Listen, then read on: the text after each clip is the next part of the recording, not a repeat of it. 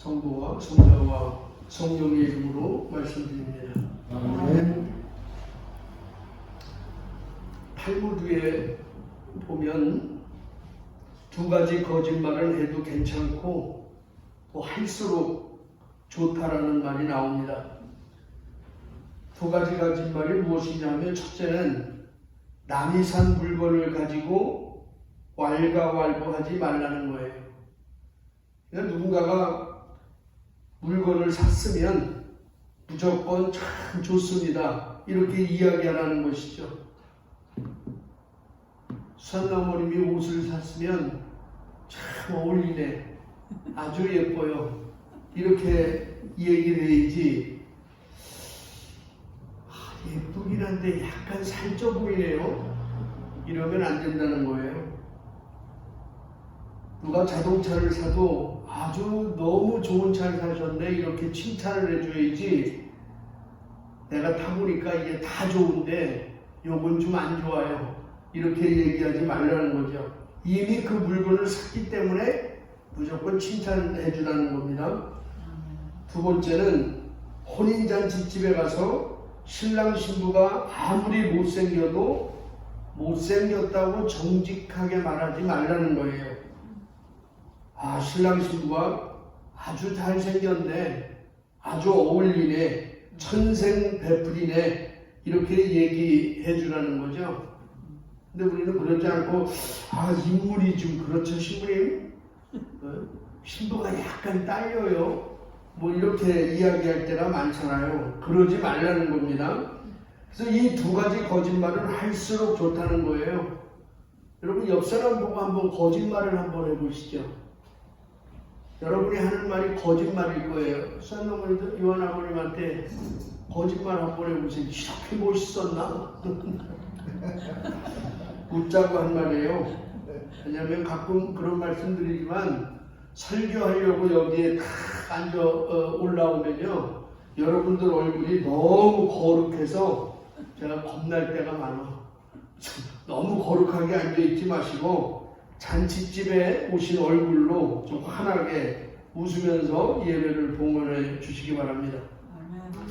먼저 오늘 본문에 들어가기 전에 우리가 지금까지 살펴봤던 3주간의 설교 말씀을 한번 정리하고 오늘 본문으로 들어가겠습니다. 먼저 마태복음 21장부터 시작돼서 지금까지 온 말씀을 보면, 예수님께서 예루살렘에 입성을 해요. 예루살렘에 입성을 해서 가장 먼저 하신 일이 뭐였죠? 성전을 정화하십니다. 장사꾼들을 채찍으로 몰아내시죠. 그래서 장사꾼들을 다 몰아내고 하나님의 성전을 기도하는 집이다라고 선포하셨어요. 그런데 그 모습을 보고 유대인들이나 아니면 제사장들, 종교 권력자들이 예수님한테 찾아와서 이렇게 묻습니다. 당신 누가 준 권한으로 이런 일을 하느냐? 땅이 준 권한이냐? 하늘이 준 권한이냐? 무슨 권한으로 당신이 이런 일을 하고 있느냐? 이렇게 따졌습니다. 그래서 예수님께서 그 답으로 마태복음 21장에서 첫 번째 비유의 두 아들의 비유를 말씀하셨어요. 그죠? 너희가 오늘 포도원에 가서 일하라 그랬더니, 큰 아들은 싫습니다 하고는 나중에 예하고 갔고, 둘째 아들은 가겠습니다 하고 나중에는 가지 않았다. 누가 아버지에게 효도한 아들이냐, 이걸 질문을 하는 거죠. 그러면서 바로 말로만 믿는 너희들이 바로 유대인이고 너희들이 회개해야 된다, 이 말씀을 첫 번째 비유로 말씀하셨어요. 기억나시죠? 안 나셔도 나시는 것 같은 표정을 지어야 돼요. 기억나시죠? 두 번째 비유는 어떤 말씀을 하셨냐면, 포도원의 비유, 소작류의 비유를 말씀하셨어요, 지난주에. 그래서 어느 사람이 포도원을 이제 소작을 주고 임대를 주고 떠나서 소작료를 받으러 종들을 보내고 다 죽여서 자식까지 보냈는데, 그 아들마저 죽이고 소작료를 내지 않았다. 그래서 그 소작료를 내지 않고 아들까지 죽인 사람들이 바로 너희다. 너희 바리새인들, 너희 제사장들, 율법학자들 너희다. 그러므로 너희가 회개해야지 하나님 나라에 들어갈 것이다. 또 이렇게 말씀하셨어요. 기억나시죠? 나시는 표정을 하려니까 기억나시죠? 네. 그래서 오늘 또 세 번째 똑같은 자리에서 지금 성전에서 말씀하시는 거예요. 성전 정화 이후에 똑같이 세 번째 비유를 말씀하시는 거예요. 오늘 본문이 뭐예요? 혼인잔치의 비유까지 말씀하시면서 바로 유대인들의 회개를 촉구하시는 겁니다. 이렇게 예수님이 아주 집요하게 사면타로, 그죠? 계속 사면타로 이 사람들을 집요하게 정말 포기하지 않고 질타하시면서 계속 말씀을 지금 이어가고 있는 겁니다. 왜 이렇게 집요하게 말씀하시냐 하면 사랑하니까 그런 거예요. 그죠? 사랑하니까 계속해서 포기하지 않고 말씀을 하시는 거예요. 너희가 뉘우쳐야 돼. 너희가 뉘우치고 회개해야 된다. 계속 경고하시고 말씀하시는 겁니다. 여러분, 부모님들이 자식한테 왜 잔소리를 해요? 똑같은 말을 왜 자꾸 얘기하고 왜 잔소리를 합니까? 남의 자식 같으면 그렇게 얘기를 안 해요. 내 자식이니까, 사랑하니까, 제가 변화됐으면 좋으니까 너 이것은 좀 하지 말아라. 넌 좀 이렇게 살아라. 이런 잔소리하는 부모의 심정을 우리가 알아야 된다는 것이죠. 오늘 말씀도 하나님 나라에 대한 비유의 이야기입니다. 2절에서 이렇게 말씀하세요. 하늘나라는 어느 임금이 자기 아들의 혼인잔치를 베푼 곳에 비길 수 있다 이랬어요. 하늘나라를 무엇에 비유한다고요? 임금 아들의 혼인잔치에 비유하십니다. 그러니까 하늘나라가 어떤 곳이냐? 하늘나라가 어떤 곳이에요? 어떤 사람들은 하늘나라에 갔더니 그냥 시향찬란한 거 다이아몬드가 바닥에 깔려있고 이러는데 성경은 그런 얘기 안 하잖아요. 하늘나라가 뭐래요? 혼인잔치의 비유예요. 그것도 임금 아들의 혼인잔치. 사실 우리는 하늘나라에 대해서 잘 모릅니다. 그런데 왜 혼인잔치의 비유를 하느냐? 혼인은 둘이 하나가 되는 일이에요. 전혀 다른 환경과 상황 속에서 자랐던 서로 다른 남녀가 만나서 하나가 되는, 혼인을 통해서 하나가 되는 것이죠.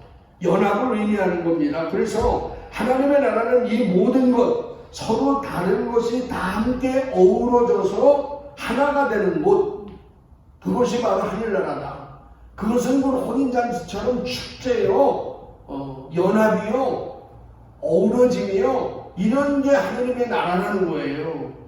그러니까 우리도 잘 모르겠어, 이런 소리 들으면. 그러나 그런 거예요. 이렇게 제가 하나님 나라를 혼인잔치다 뭐 이야기했더니 어떤 분이 저한테 이런 질문을 해요. 신님, 천국이 혼인잔치인 거는 자기도 이해할 수 있대. 그런데 신님, 결혼 생활을요? 이렇게 물어보더라고. 아주 수준 있는 질문이잖아요. 그죠? 결혼식 할 때까지는 천국이야. 잔치야. 근데 결혼 생활은요? 제가 여기 한번 팍 맞은 것 같더라고. 어떤 딸이 결혼을 전제로 만나는 남자친구가 있었어요. 그래서 아빠에게 그런 얘기를 했답니다. 아빠, 그 사람의 신앙에 좀 문제가 있는 것 같아요. 그 사람이, 남자친구가 천국이 있다는 것은 믿는데 지옥이 있다는 것을 절대 믿지를 않아. 이 사람 믿음에 좀 문제가 있는 것 같아요. 이렇게 아빠한테 고민을 이야기했어요. 그랬더니 아빠가 뭐라고 얘기했냐면, 야, 걱정하지 마. 결혼하게 되면 곧 지옥이 있다는 걸 알게 될 거야. 그러더래요. 여러분, 결혼식과 혼인식과 결혼 생활은 다른 거예요. 그죠? 결혼 생활은 다른 겁니다. 오늘 어떤 왕이 거창하게 아들의 혼인잔치를 베풀려고 사람들을 초대했습니다. 어떤 사람들을 초대했을까요? 왕이 초대했으면 적어도 나 같은 사람은 초대하지 않았을 거예요. 그죠? 꽤 이름 있는 사람들, 꽤 유명한 사람들, 이런 대단한 사람들을 초대했을 겁니다. 근데 여기서는 하나님께서 택하신 이스라엘 민족을 비유하는 말씀이죠. 이스라엘 민족을 초대하는 거예요. 그런데 이상한 것은 그 사람들이 왕의 초대를 거절했다는 거예요. 근데 거절한 이유가 뭐냐? 뭐 대단한 게 아닙니다. 오늘 5절, 6절 말씀 보면 이렇게 나와요. 그러나 초청받은 사람들은 대수롭지 않게 여기고 어떤 사람은 밭으로 가고 어떤 사람은 장사하러 가고 또 어떤 사람들은 그 종들을 붙잡아 때려 주기도 하고 죽이기도 했다. 그 왜 초대를 거절했느냐? 왜요? 대수롭지 않게 여겼다는 거예요. 왕의 초대를 대수롭지 않게 여기는 거예요. 왕의 초대를 별로 중요하지 않다고 여기는 거예요. 그렇기 때문에 자기는 밭으로 가서 일하는 것이 더 중요해. 그죠? 밭으로 가서 일하는 게 더 중요해요. 장사하러 가서 일하는 게 더 중요하다고 생각하고 왕의 초대를 거절하는 것이죠. 한마디로 자기 일이 바빠서 안 가겠다는 거예요. 난 바빠서 그건 나한테 중요한 일이 아니야 하고 거절합니다. 근데 여러분 이게 누구의 이야기냐 하면 저와 여러분의 과거의 모습이었잖아요. 우리도 과거에 그랬잖아요. 그죠? 과거에 누가 교회 나오세요. 예수 믿으세요. 예수 믿으면 너무 좋아요. 그러면 여러분 어떻게 했어요? 아멘 했습니까? 대수롭지 않게 여겼잖아요. 아니 먹고 살기도 바쁜데 놀 시간도 없는데 무슨 교회 나가서 한가롭게 앉아있어요. 대수롭지 않게 여겨요. 아니 어느 분은 지금도 대수롭지 않게 여깁니다. 주님의 부르심을 무시하고 오늘도 장사하러 가잖아요. 오늘도 밭으로 나가서 자기 일하러 가잖아요. 바쁘다는 핑계로 주님의 초대를 거부합니다. 이럴 때 초대하신 하나님의 마음은 어떨까? 내가 누군가를 초대하는데 바쁘다고 거부합니다. 내 생일에 좀 와줘. 내가 무슨 중요한 일이 있는데 내가 너를 초대할게 와줘. 근데 온다리고 안 와요. 그때 심정이 어때요? 열받죠. 그죠? 열받아요. 저게 날 무시하나? 날 무시해? 내가 날 이 정도로 무시해? 그 거절당한 거에 대한 상처도 사실은 또 있어요. 저는 매주일마다 상처를 받아. 그 신부님들이 오래 못 사는 이유가 이런 거예요. 매주일마다 상처를 받아요. 그죠, 신부님? 아멘. 왜 그런지 아세요? 신부는요, 일주일 내내, 전 양식권 얘기하는데 일주일 내내 설교 준비를 해. 제가 모자라서 어떤 신부님들은 그냥 딱 하면 된다는데 저는 안 돼. 머리가 나빠서. 일주일 내내, 주일 미사 끝나고 점심 먹고부터 저는 설교 준비해요. 본문 그때 컴퓨터 앞에 그냥 켜놔. 그리고 매주마다 설교할 때 누군가가 한 명이 떠올라요. 오늘은 이분한테 저분이 마음이 좀 아픈 거니까 이 말씀을 좀 저분한테 위로받았으면 좋겠다. 이번 주에 내가 저분한테 이 설교를 들려줬으면 좋겠다. 그 대상을 제가 생각하고 사실은 설교를 준비하고 한마디라도 그런 멘트를 넣거든요, 매주. 근데 희한한 거죠. 그러면 제가 주일날 초대하는 거 아니에요, 여러분. 식탁으로. 이게 식탁이야. 예수님의 식탁으로 여러분을 초대하잖아. 희한한 거죠. 그분이 안 옵니다. 신장장님 17일날 뭐 나온 얘기 때문에 자기들끼리만 가요. 신부인 나를 초대를 안 해. 내가 얼마나 거절에 대한 상처가 있게. 나 골프 채까지 있는 사람이야. 뜯어보진 않았지만 저 10년 전에 이마트이라고 이름이 이리언이야. 이리언. 그래서 내가 이리언 스님이라고 처음에 불렀었는데 그 양반이한테 신부님 연세 드시면 절대 골프 못 배워요. 허리도 안 돌아가고 그러니까 일찍 배우세요. 나한테 저거를 선물을 해서 내가 잊지를 않아. 왜냐면 내 사제생활에 골프채 선물해 준 분이 그 양반뿐이 없으니까. 요즘 교회를 안 나온다는데 이 영상이라도 보고 다시 좀 일로 왔으면 좋겠는데 초대라도 해야지. 내가 주일마다 상처를 받아요. 제가 평택교회에서 사목할 때 매년 3개월을 행복축제를 했어요. 기억나시죠? 3개월, 9월, 10월, 11월 3개월 동안을 행복축제를 하는데, 이거는 새로운 신자를 3개월에 어느 날 모셔오자, 초청해서 모셔오자 하는 운동이에요. 근데 사실은 기도운동이지, 따지고 보면. 그래서 첫 번째는 신자, 교회위원들, 그 다음에 목장장들 다 리더들을 모아서 조직을 구성합니다. 그래서 당신은 안내를 맡고, 당신은 선물 준비하는 팀, 당신은 홍보팀, 당신은 무슨 팀, 이렇게 조직을 다 꾸린 다음에 매주 모여서 이제 그분들이 기도하기 시작하는 거예요. 매일 새벽마다 나와서 기도하기 시작하죠. 그리고 몇 월 며칠, 11월 예를 들어서 3일 첫째 주일날 디데이면 뭐 8월 말 9월 초에 이제 선포식을 해요. 주일미사 때 선포식을 할 때 뭘 하냐면 기도하면서 작정했던 태신자 이름을 봉헌합니다.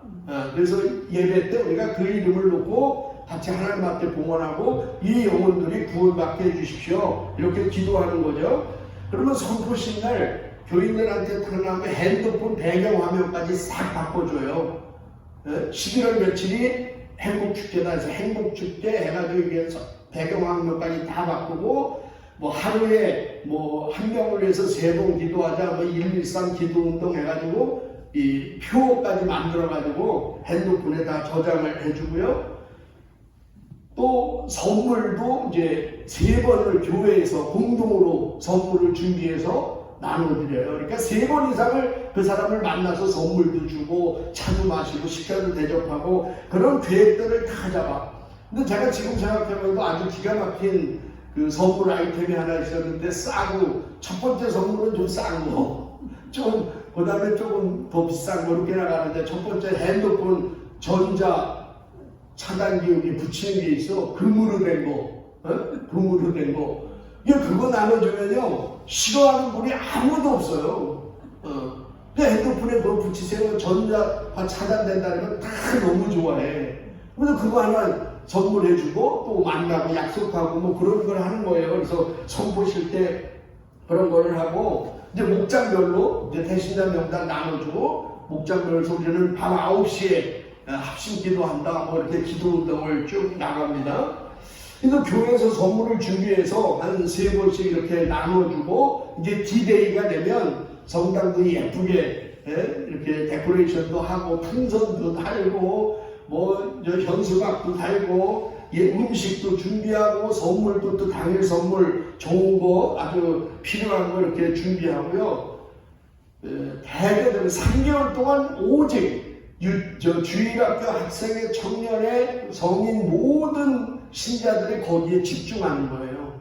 그래서 3개월에 태신자 작정을 해봐라 해서 선보식 때 받으면요, 제가 깜짝 놀란 일이 2가지예요.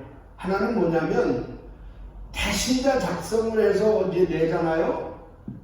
가장 많이 써서 어떤 분은 12명, 어떤 분은 10명, 뭐 14명 이렇게 적어내는 분들이 있어요. 이분들을 3개월 동안 전도하겠다는 거야. 근데 그렇게 적어내는 분이 누군지 아세요? 누가 적어낼까? 안 해봤으니까 모르죠. 했어요. 하긴 했죠. 예수 믿은 지 오래된 사람일까요? 초신자일까요? 초신자겠지. 몰라? 초신자. 깜짝 놀랐어요. 7명, 10명 적어내는 사람은요, 예수 믿은 지 오래된 사람은 최미리암 한 명뿐이 없었어. 몇 년을 했는데, 한 5, 6년 했는데요, 다 예수 믿은 지 1년 미만 분들, 네? 1년 미만 분들이 다 8명, 10명을 써내요. 왜냐하면 자기 주변엔 믿지 않는 사람들이 너무 많은 거야. 자기는 교회 들어온 지 얼마 안 됐고. 근데 더 놀라는 건데, 이건 여러분 기절하셔야 돼. 5년 동안 제가 대신자를 작성하라는데요, 한 명도 작성하지 않으신 분들이 한 10%가 돼. 10%. 놀래는 척이라도 좀 해봐. 3개월을 운동하는데 5년 동안 10%가 작정을 안 해. 그 10%가 누군지 아세요? 여기 요 옆에 원아버니 자수해서 박명찬자 무슨 소리? 그 10%가 누구냐면 보통 40년, 30년 믿으신 분들이에요. 이분들은 한 명도 작정하지 않아요. 왜 그러냐면 작정하지 않는 게 아니라 주변에 다 믿는 사람들이야. 만나는 사람들이 성당 식구들 뿐이 없어요. 주변에 안 믿는 사람이 없는 거니까 전도할 사람이 없는 거야. 그런데 이걸 하면서 몇 명을 전도했느냐 이게 중요한 게 아니에요. 이건 기도 운동이야. 교회를 이걸 통해서 하여튼 3개월에 집중 기도를 하는데 이 당일날 제가 은혜 받는 게 그거예요. 당일날 이제 성당 문 앞에 서 있잖아요. 한절하면 왔다 갔다 하면서 전화하시는 어머니 아버님들이 얼마나 많은지 몰라. 왜냐하면 오늘이니까 너 꼭 와라. 택시 타고 와야 돼. 내가 지금 데려갈까? 별의별 전화를 다 해요. 근데 어떤 분은 그 성당 앞에서 한숨 푹 쉬고 정말 우시는 분도 있어. 이거 왜 그러냐 하니까요. 분명히 오늘 새벽까지 온다 그랬는데 주말 갑자기 일이 생겼다는 거야. 그것도 시간이 하여튼 그날 갑자기 일이 생기는 사람들이 많아요. 갑자기 일이 생겨서 못 온다는 거예요. 자기가 3개월 동안을 이 영혼을 위해서 매일 하루에 3번씩 기도하고 선물도 3번 갖다 주고 밥도 사다 주고 그렇게 정성스럽게 섬겨서 오늘 꼭 온다 그랬는데 이분이 그날 빠지는 거예요. 그러니까 자기가 눈물이 날 수뿐이 없는 거예요. 애 타는 거예요. 애가 타.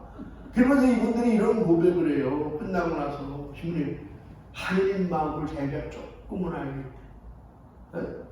하느님 마음 조금 알겠대. 그래 그래 하느님 마음만 알면 되냐? 10분의 마음도 알겠대. 그 주인 좀 빠지지 마. 초대해보니까 아는 거야. 초대해보니까 하나님 마음을 아는 거예요. 오늘도 하나님이 당신의 백성을 초대하시는 거잖아요. 그냥 초대하는 것도 아니고 음식을 차려놓고 선물도 준비해놓고 저와 여러분을 초대하는 거예요. 그런데 이 초대에 거부할 때 그 하나님 아버지의 심정은 어떻게 했냐고. 초대받은 사람만 우리가 이 본문 가지고 생각하면 안 돼요. 초대하는 하나님 마음도 우리가 알아야 그 마음까지 알 수 있는 신자가 돼야 진짜 신자지. 아멘. 그 마음을 알아야 돼요. 여러분, 왕의 초청에 대한 거절은 곧 왕에 대한 거부예요. 그렇죠? 제가 지난 주일날 설교에서도 말씀드렸잖아요. 포도원 소작인에 대한 비유에서 말씀드렸잖아요. 도주를 내지 않고 그 아들을 죽인 것은 뭐라 그랬어요? 자기들이 왕이 되려고 하는 거예요. 자기가 주인이 되려고 하는 것이고 땅 주인을 인정하지 않는 것이다. 이렇게 말씀드렸잖아요. 똑같은 거예요. 오늘도 왕의 초청을 거부하는 것은 그를 왕으로 인정하지 않겠다는 겁니다. 당신 아들의 결혼식과 나는 아무 상관이 없다는 것이죠. 이렇게 주장하는 사람들이 누구예요? 바로 유대인을 가리키는 말씀입니다. 그들은 하나님의 초청을 거부한다는 것이죠. 그래서 화가 난 왕은 자기의 종을 죽인 그 사람들을 진멸하고 동네를 불살라 버렸습니다. 그리고는 다른 사람들을 청하기로 했어요. 그래서 두 번째로 이 초청받은 사람들은 누구죠? 오늘 9절부터 10절 말씀 보면 이렇게 말씀합니다. 그러니 너희는 거리에 나가서 아무나 만나는 대로 잔치에 청해오너라 하고 말하였다.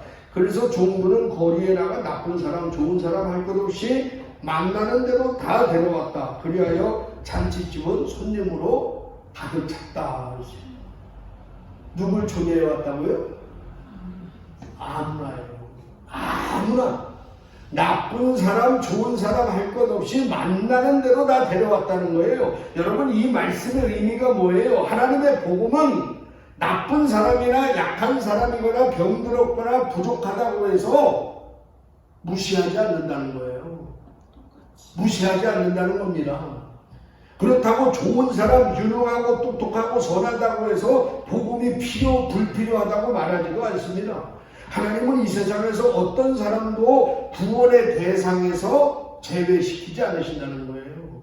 제외시키지 않아요. 우리는 이 세상에서 하나님께 구원받지 못할 악인이 없다는 사실을 기억하면서 살아야 돼요. 저 사람은 절대 하나님 나라 못 갈 거야. 저 사람은 구원받지 못할 거야. 저 사람은 죄인이라 교회 못 나올 거야. 너희가 단정하지 말라는 거예요. 하나님 앞에서는 구원받지 못할 사람이 없어요. 여러분, 만약 아무나 부르지 않았다면 저와 여러분이 오늘 이 자리에 하나님의 백성의 자녀로서, 하나님의 자녀로 이 자리에 앉아있을 자격이 있을 것 같아요? 아무나 안 불렀다면 우리가 어떻게 이 자리에 나와 있겠습니까? 야, 인간성 좋은 사람만 불러? 공부 많이 한 사람만 불러? 돈 많은 부자만 불러? 여러분, 우리가 어떻게 이 자리에 나와 있겠어요? 겸손한 사람만 불러라? 제가 보니까 여러분 중에 이 자리에 나올 사람 아무도 없어. 여기서는 아멘 해야 되는 거야. 이 자리에 나와 있을 사람 아무도 없어요. 그런데 하나님이 원하는 아무나야, 아무나. 나쁜 사람, 좋은 사람 할 거 없이 아무나 불러라. 그래서 내가 온 거예요. 아멘. 이게 하나님의 은혜지. 그러니까 교회는요, 다 좋은 사람만 있다고 생각하는 것 자체가 잘못된 거라니까. 왜? 좋은 사람도 불렀고 나쁜 사람도 불렀으니까. 여기서 다 성화되어야 되는 거지. 그런 과정 속에 있으니까 교회는 항상 갈등이 있을 뿐이 없다는 것이죠. 그런데 문제는 뭐냐면 자기는 아무나가 아니라고 생각하는 게 문제야. 나는 아무나 아니야. 나는 당연히 초대받을 만한 사람이야. 나는 당연히 구원받을 만한 사람이야. 이렇게 생각하는 거죠. 그러니까 예수님을 믿으면서도 기쁨이 없는 거야. 감사가 없는 거야. 구원에 대한 감격이 없잖아요. 왜? 나는 당연히 초대받을 사람이니까. 이렇게 생각하니까. 그게 아니에요. 아무나예요. 아무나. 잔치자리가 가득 찾아 왕은 기쁜 마음으로 손님들을 둘러봤어요. 아무나 데리고 왔으니까 우리는 왜 아무나 데리고 오라는데 안 차지? 아, 제발 아무나 좀 데리고 오세요. 안 차잖아. 근데 너무 좋은 사람만 와. 아멘. 뭘 아멘이 아멘. 너무 좋은 사람만 오잖아. 근데 꽉 찼어요. 그래서 잔치자리를 둘러보는데 그러다가 예복을 입지 않은 한 사람을 보게 됩니다. 그래서 왕이 왜 예복을 입지 않고 여기 들어왔느냐고 묻자고는 대답할 수가 없었어요. 왜냐하면 고대 근동 국가의 왕실이나 부잣집에서 혼인 준비할 때요, 가장 중요한 게 뭐냐면 음식 차리는 것도 중요하고 뭐 여러 가지 선물도 중요하지만 가장 중요하게 생각하는 것이 뭐냐면 그 손님들이 입을 예복을 만드는 거예요. 예복을 만들어 놔야 돼. 그래서 그 예복을 입고 그 잔치집에 들어가야 돼요. 그걸 입지 않고 들어가는 건 강도입니다. 근데 여러분, 이 예복은요, 자신이 준비한 게 아니잖아요. 내가 준비한 게 아니에요. 내 옷이 아닙니다. 그죠? 다시 말해서 내 돈으로 산 옷이 아니에요. 거저 왕이 준비해 놓고 거저 우리에게 준 옷이 바로 예복입니다. 그러기에 왜 예복을 입지 않았느냐고 묻자 대답할 말이 없었던 거예요, 이 사람이. 그러니까 쫓겨날 수뿐이 없는 것이죠. 그렇습니다. 천국의 혼인잔치에 부르심을 받은 우리는 하나님께서 준비해 놓으신 예복을 반드시 입어야 돼요. 그 예복이 뭐라고요? 거저주는 거예요. 내가 만든 옷이 아닙니다. 예복이란 그의 본래의 신분도 가려주고 출신 성분도 가려주고 학벌의 유무도 상관없게 만드는 것이 뭐야? 예복이에요. 일례로 여러분, 예비군 훈련 가보셨죠? 가보셨죠? 예비군 훈련. 예비군 훈련 가면은요, 그 참 시간에 예비군 군복을 딱 입자마자 사람이 싹 바뀌어요. 거기 가보세요. 정직자든 의사든 뭐 누구든 구별이 안 가. 행동하는 게 똑같아. 밥 먹고 그냥 땅바닥에 앉아서 그냥 똑같이 행동하는 게요. 거기에는 계급이 없다니까. 여러분 하나님 나라도 마찬가지예요. 그 예복을 입은 그 자체는 다 똑같은 거야. 계급이 없어. 누가 높고 낮음이 없는 거예요. 왜? 똑같이 예수님의 옷을 입고 있기 때문입니다. 그럼 구체적으로 예복이 뭐냐? 어떤 신학자들은 예복을 예수님을 하나님의 아들이요 그리스도라고 믿는 믿음이다. 그 예복이 이렇게 해석하는 분도 있고요. 또 다른 성경학자들은 성경 전체의 조화 속에서 특히 사도 바울 신학과 마태 신학의 조화라는 차원에서 예복을 칭의, 즉 믿음으로 의롭다함을 받는 것 이렇게 설명하시는 분도 있어요. 그러니까 믿음으로 너는 이제 죄인이 아니라 의인이다 이렇게 칭함을 받는 것이라고 생각하고, 또 어떤 신학자들은 이 예복을 예수님을 그리스도라고 믿는 이 고백의 차원에 머물러서는 안 되고 삶의 열매가 있어야 된다. 그래서 그 열매가 예복이다라고 마태는 해석했다고 이렇게 주장하시는 분들도 있습니다. 어쨌든 여러분 우리는 내 옷 입고 천국에 갈 수는 없다는 것을 알아야 돼요. 내 옷 가지고는 안 돼요. 다시 말해서 내 노력, 내 능력, 내 지식, 내 물질 가지고 하느님 나라에는 들어갈 수 없다는 걸 분명히 알아야 돼요. 오늘 출애굽기 32장에 보면 모세가 시나이산에 기도하라 40일 동안 올라가잖아요. 근데 밑에서 백성들이 40일 동안 뭐 핸드폰이 있어, 삐삐가 있어, 연락이 없으니까 야 이게 모세가 죽었나 보다. 하나님 보면 죽잖아. 죽었나 보다. 해가지고 우리를 구원한 신을 만들자 해서 이 귀걸이, 금으로 된 귀걸이들을 모아가지고 만든 게 뭐예요? 금송아지를 만들었어요. 금송아지를 만들고 이 백성들이 뭐라고 고백하냐면 이게 참 대단한 거지. 이 신이 우리를 에집트에서 구원한 신이다. 이렇게 자기들이 명령을 해요. 하나님의 자기들을 여기까지 구원해 주셔서 이끌었는데요. 하나님이 없어졌어. 하나님이 없어지고 그 자리에 뭐가 섰어요? 자기들이 만든 금송아지를 갖다 놓는 거예요. 자기들이 만든, 자기들 걸, 자기들의 금으로 자기들이 만든 금송아지를 갖다 놓고 이것이 우리를 에집트에서 우리를 구원한 신이다 이렇게 고백을 해요. 내가 만든 신이잖아요. 여러분 이것 가지고는 하나님 나라에 들어갈 수 없다는 거예요. 마찬가지예요.